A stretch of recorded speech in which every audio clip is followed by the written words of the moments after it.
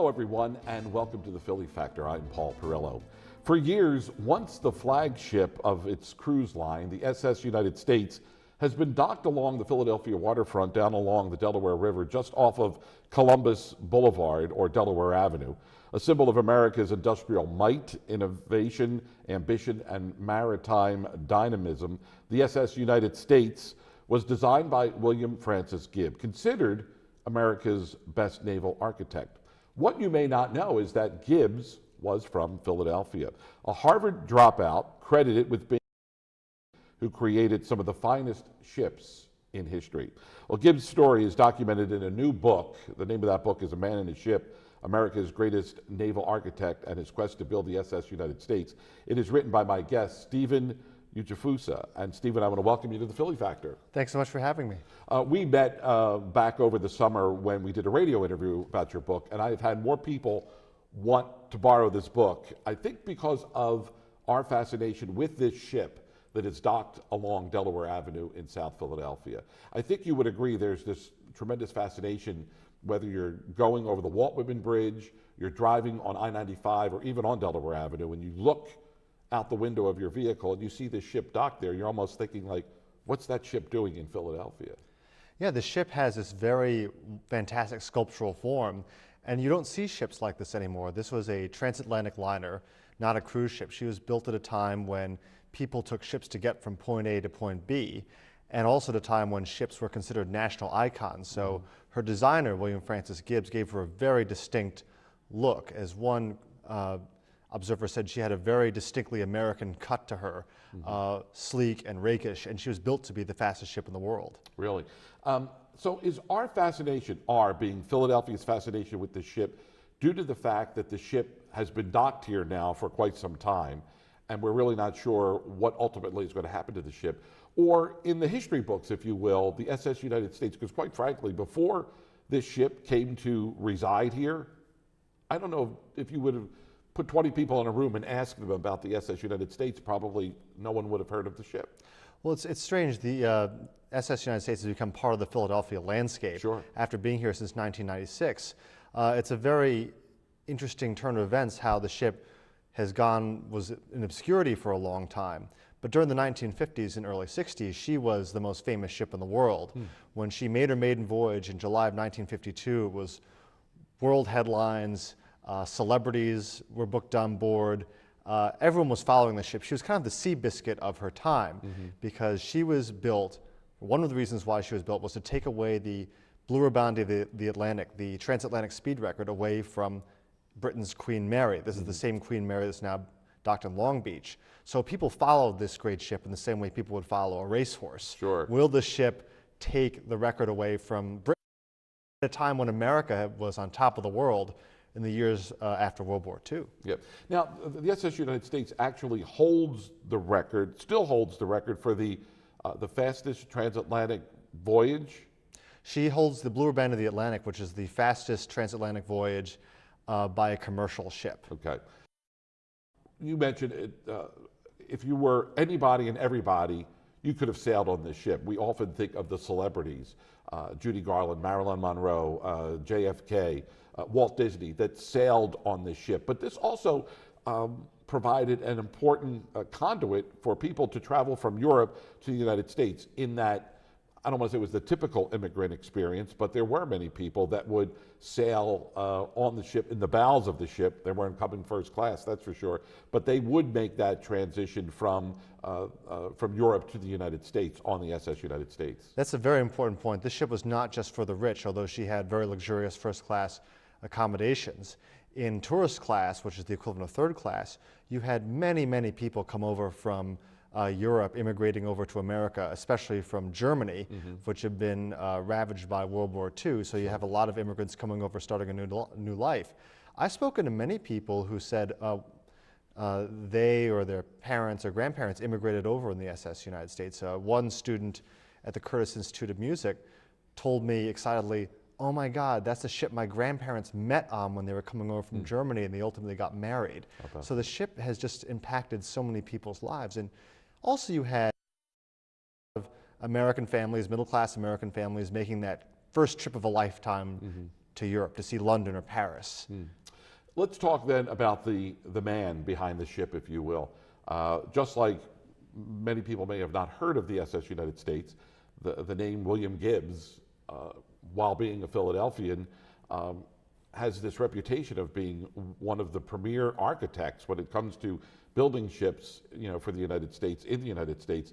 And yet he was a Harvard dropout, grew up in Philadelphia, but his name doesn't, I guess, command the respect of a Ben Franklin or William Penn, or even some of the contemporary figures in American history or culture or entertainment today.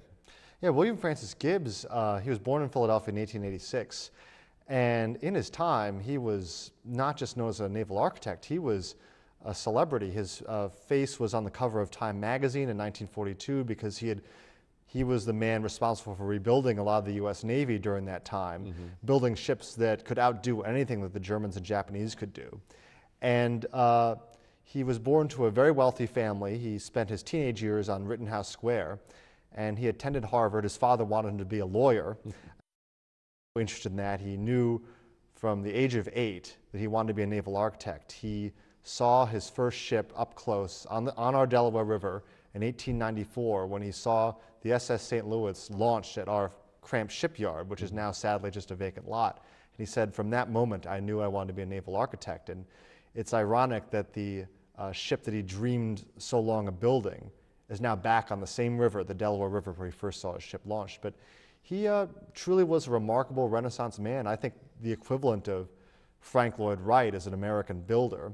And in terms of a project manager, someone who could have a vision and stick with it and hire very talented subordinates. He was very similar to Steve Jobs. He also had Steve Jobs' temper. So when he decides then that he's going to build the next great American ship, if you will, what does he set out to do? I mean, so he studies other ships. He studies the design of other ships. What does he then incorporate into this ship that makes it so starkly different than other ships that came before it? Well, the SS United States was designed as a passenger liner, but first and foremost, she was designed to be convertible into a troop transport should another war break out. So in 1946, when planning began, Gibbs looked at previous ships. A lot of big European liners have been converted into troop transports to aid with the war effort, and these ships were crucial to ferrying American troops to the D-Day buildup and other theaters in the war. So Gibbs looked at these ships and said, okay, how could we learn from the design flaws of these earlier ships? He also looked at previous disasters like the Titanic and the Lusitania and said, I'm going to build a ship that could be converted from a 2,000 passenger ship into a 14,000 soldier troop ship. She had to be safe, she had to be fast, she had to be fireproof. So those are the design criteria that he followed.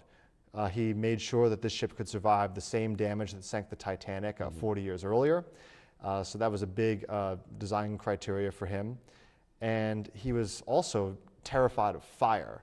So when constructing the ship, almost no wood was used in her construction.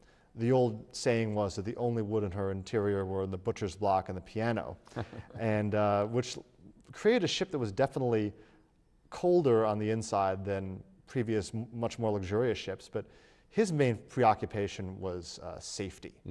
So did the SS United States then, was it ever pushed into service as a military ship to transport troops? No, during her career from 1952 to 1969, she was never formally used as a troop transport, although she did carry a lot of servicemen and women who are traveling overseas to occupy Germany to their stations. So I've spoken with people who's traveled over on the SS United States as kids with their fathers who were officers. So when he designs the SS United States, where is he getting the money then to just in the design process? And the fact that he was building this as perhaps a ship that could be pushed into service to transport troops, did the government, the military funnel money into the project? Because not only was he designing a passenger ship, but he was also designing a transport for troops. Very much so, and this was very controversial at the time. The ship ultimately cost $78 million, $50 million of which was put up by the U.S. government, by the military, because Gibbs argued, well, all these extra safety precautions, all these safety design features, these military features are being integrated into the ship. And it was frankly the only way that the company, the United States Lines, which operated a large fleet of cargo ships and one additional passenger ship, could make the numbers work for them. They couldn't afford to build a superliner comparable to what the Europeans did with their own capital. But the Truman administration during the 1940s, after initially approving this deal, smelled a rat and thought this is kind of corrupt that a private company is using so much government money to build a ship that's built to be a luxury liner.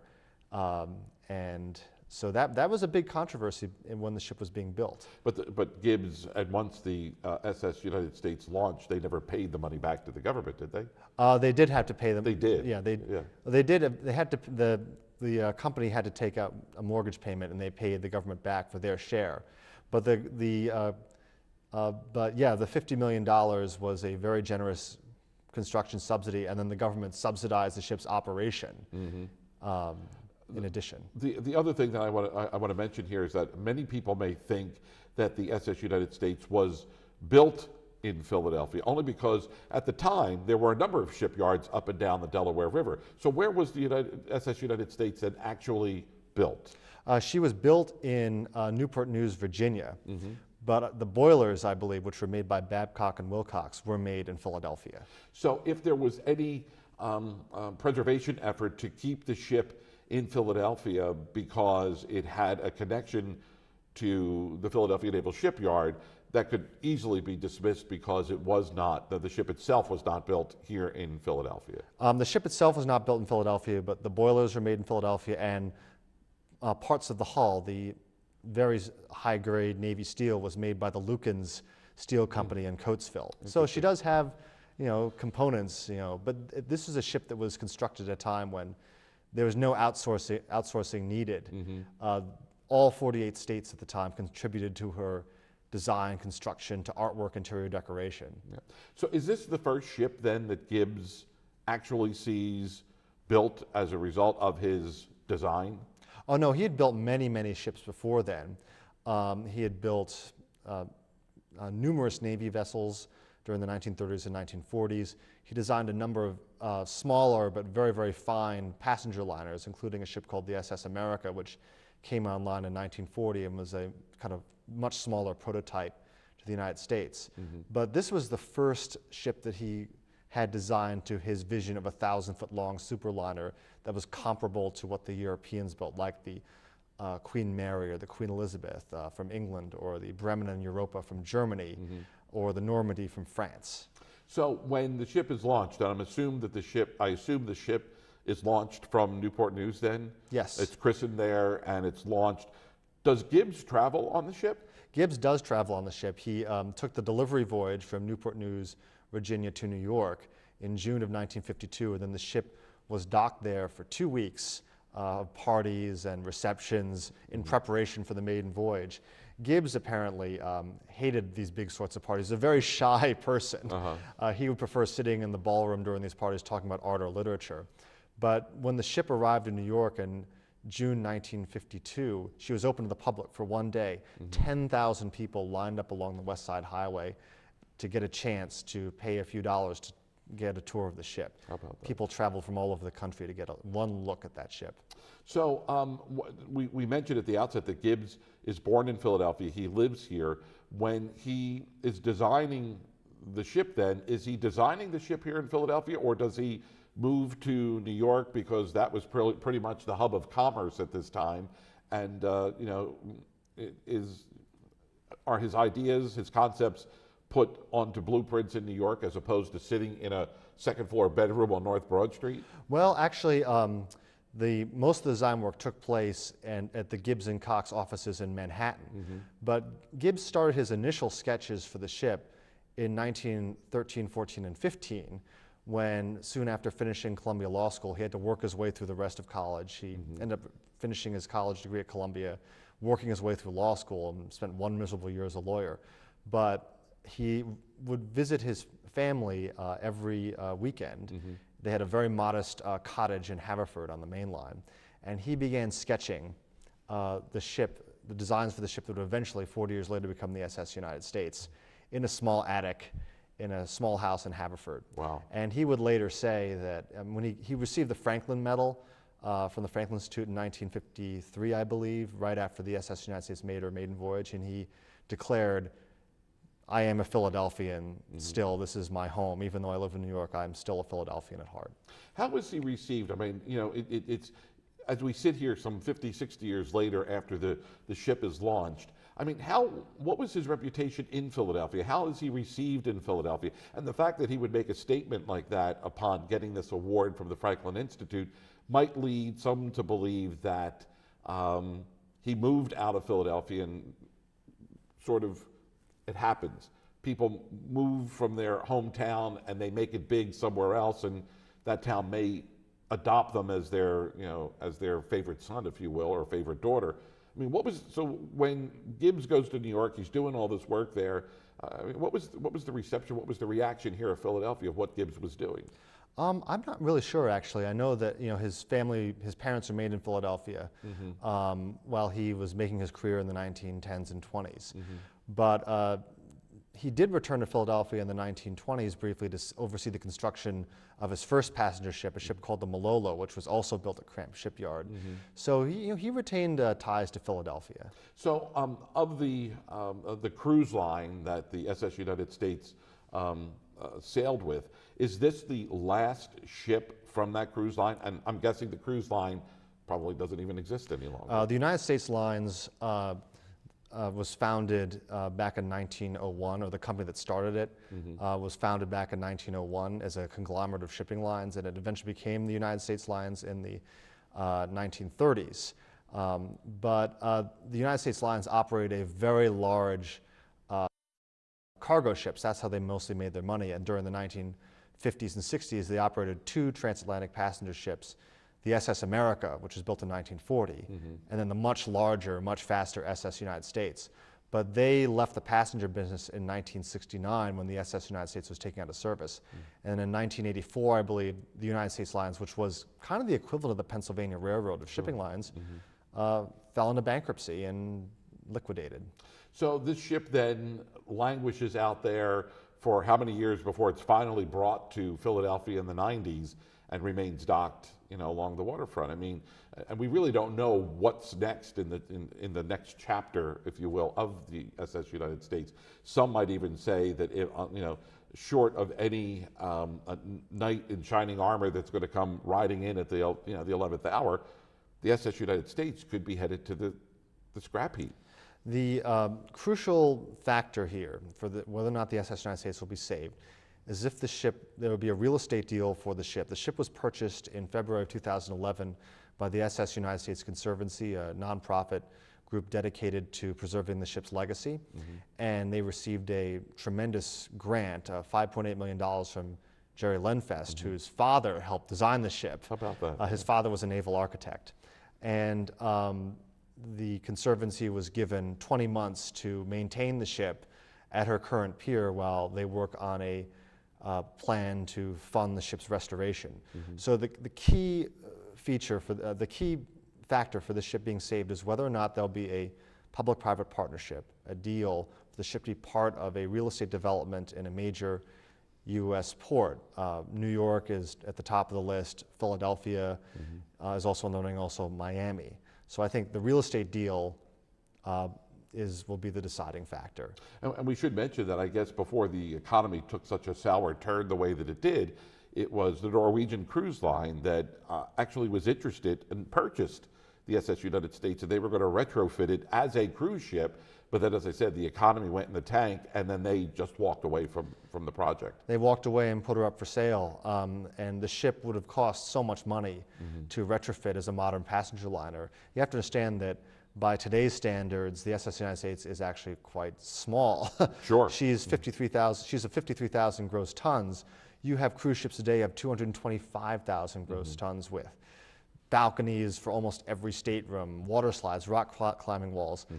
Passengers in the 1950s were pretty much expected to entertain themselves. I mean, especially in first class, it was very elegant, but what options did you have? You could read, you could eat, you could smoke, you could drink, or you could watch a movie and dance to the orchestra.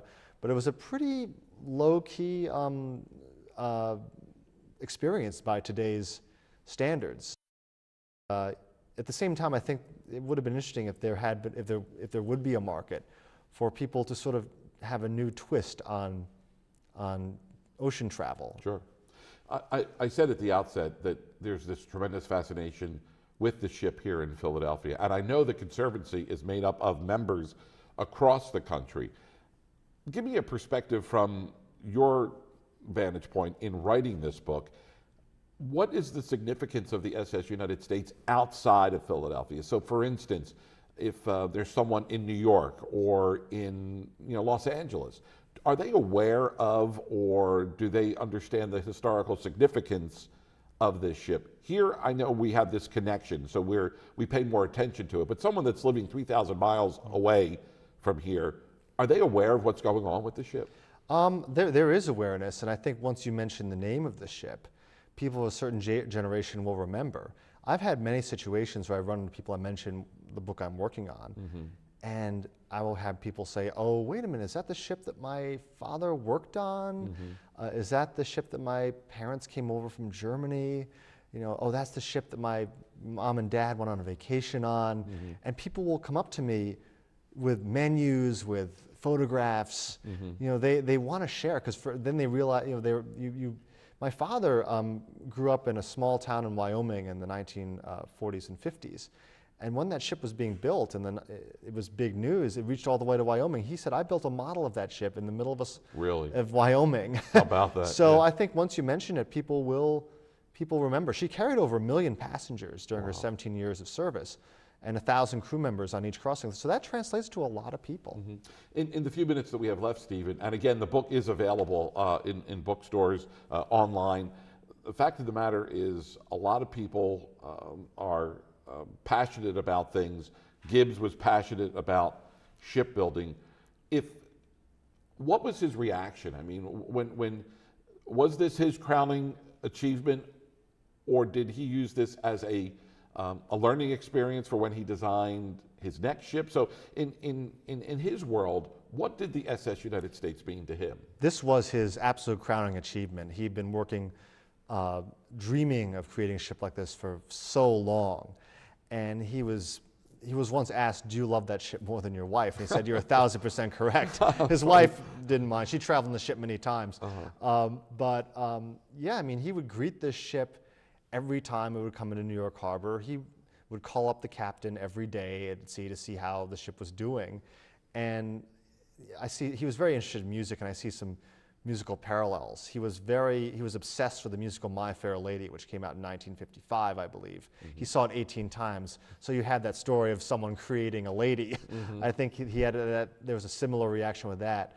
And I really believe this ship was, if there's a musical equivalent of this ship, I would say it would be George Gershwin's Rhapsody in Blue, so this triumphant, stirring, all-American piece of music. And for Gibbs, this was his masterpiece, but sadly, it was by 1958, only 6 years after the SS United States entered service, the transatlantic jet arrived, and that spelled the end of the great transatlantic liners. Yeah, you actually stole a little bit of thunder, because that's what my next question was. So what led to the demise of the SS United States? And I guess as society changed and transportation changed, it was quicker to go from New York to Europe by plane than it was in a transatlantic voyage. The ship's best time on her maiden voyage was 3 days, 10 hours and 40 minutes. A transatlantic jetliner could make that trip in 6 hours. Yeah. So by the early 60s, it was clear that passenger lists were falling. There were labor problems as well. And by 1969, the government said, well, we're not going to keep on funding this ship for use as a possible troop transport, because we're now flying our troops to theaters of war. So that's why the subsidy ended. When Gibbs launches, when they launched the SS United States, and everybody pays attention to how fast this ship could move, did that influence other shipbuilders and other companies to perhaps build the next best, bigger, faster ship? There were ships built that were bigger. The SS France came online in 1962, and she was France's transatlantic liner, but by that time, the French line president said, there's no point to trying to recapture the bluer band. The SS United States top speed was secret. The France made 35 knots on her trials. That was her top speed. But no one knew what the SS United States could do. Her top speed wasn't declassified as a military secret until the 70s. But the United States could make 38.32 knots. So imagine the Chrysler building turned outside and going through the ocean at 45 miles per hour. But the United States was the last purpose-built record breaker ever built. In the minute that we have left, what was the most fascinating thing that you found out about Gibbs or the ship in writing your book? Oh, that's a good question. I think in a minute. Gibbs was actually in the 1940s when he was a military contractor. Was tried. Was basically put on the stand by the House Naval Affairs Committee for war profiteering. Really? And through his legal brilliance, he was trained as a lawyer, and by his own honesty, he came off clean. He almost had his career ruined. Well, again, the name of the book is and I'm going to have it right here as the lawnmower goes on outside. We have A Man and His Ship, America's greatest naval architect and his quest to build the SS United States. It's now available in bookstores. Stephen, I want to thank you so much for being with us here on the program. Thank you so much for having me. Thank you. And again, the book is available in bookstores. Until the next time, for the Philly Factor, I'm Paul Perrello.